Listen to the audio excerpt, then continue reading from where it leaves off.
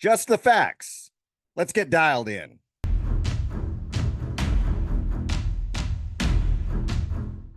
Recently, we asked our viewers what they would like to see in news analysis that they don't get from the legacy media.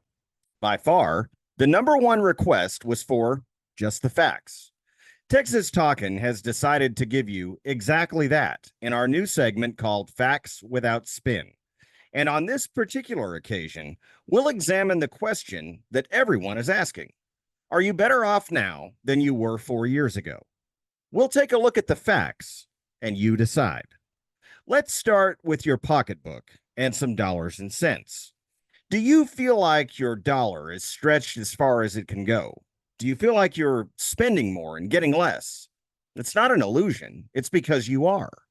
Prices are nearly 21% higher today than they were in 2020.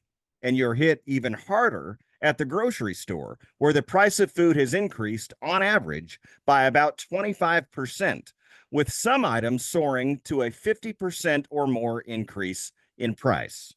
In fact, food prices have increased at a faster rate than at any time since the Carter administration in 1979. How about gas prices? Well, in November of 2020, the average price per gallon of regular unleaded gasoline here in the great state of Texas was $1.77 per gallon. Contrast that with a roughly $3 per gallon average in August of this year, and you'll find prices are still nearly double what they were before the Biden regime was installed. Gone are the days when I could fill my truck for $30. If you find yourself frustrated at being stuck paying rent instead of owning a home, you're certainly not alone. Mortgage payments due to exorbitant interest rates are nearly double what they were in November of 2020 before President Trump left the White House.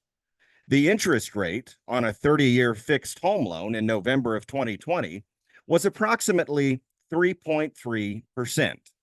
The rate on that same loan today, after 4 years of Biden-Harris, is more than double at 6.38%. In other words, your monthly payment, if you take out a home loan today, is roughly 50% higher than it was 4 years ago. Are you living paycheck to paycheck? Do you struggle to put anything into savings each month? Again, this is not imaginary, and you're not alone. An alarming 28% of Americans, more than 1 in 4 of you watching this show right now, have less than $1,000 in their savings account. In November of 2020, the average savings account balance for Americans was $17,135. If you want 4 more years of this, and almost certainly worse, then vote for Kamala Harris. If financial resources and a higher standard of living aren't important to you, then maybe it's the social issues that really get your motor going. If that's the case, then it might interest you to know that Kamala is very proud of being woke. How woke? We'll let her tell you in her own words. And we have to stay woke. Like, everybody needs to be woke. And you can talk about if you're the wokest or woker, but just stay more woke than less woke.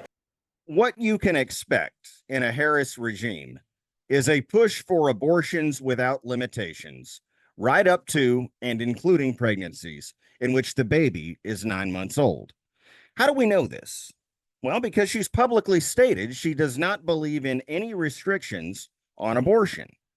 Perhaps full-term executions of babies isn't of concern to you, but it makes me sick. Ask yourself how you feel about child genital mutilation.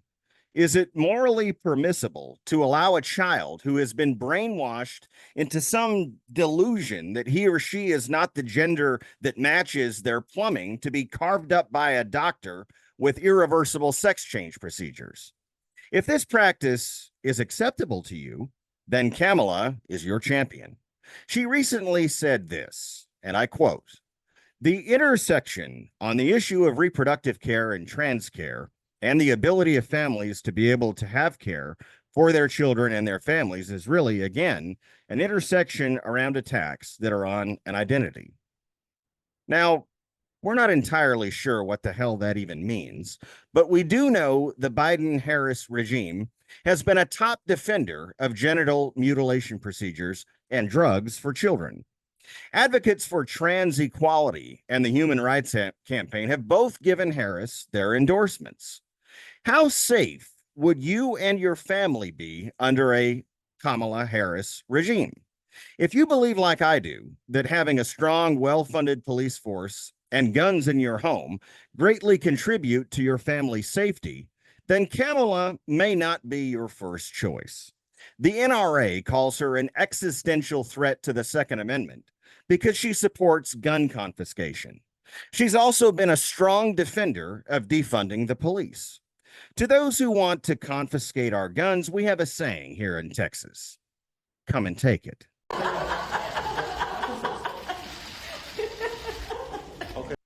And so we leave you with this. Are you better off now than you were 4 years ago? Do you want 4 more years of what we've just described? These are the facts. The decision is yours. May God bless you, and may God continue to bless the great state of Texas. Stay dialed in to interviews and content just like this by clicking that follow button on my Facebook page, or hit the subscribe button to learn more about exclusive access that you won't want to miss.